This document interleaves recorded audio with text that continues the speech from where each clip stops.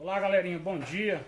Hoje estamos aqui com o rolamento da Fiorino. Vou mostrar para vocês aí como que o rolamento está estragado no carro. Esse rolamento, o cliente estava reclamando de um barulho que estava muito insuportável na roda dianteira. A gente tirou, tá o barulho.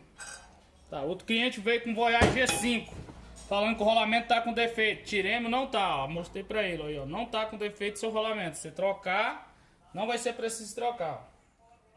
Então, pô, esse rolamento quando tá estourado, ele tem que ter esse barulho, ó. Esse aqui não tem barulho. Entendeu? O barulho, rolamento estourado é assim, ó. Tranquilo? Deixar uma dica aí pra vocês aí.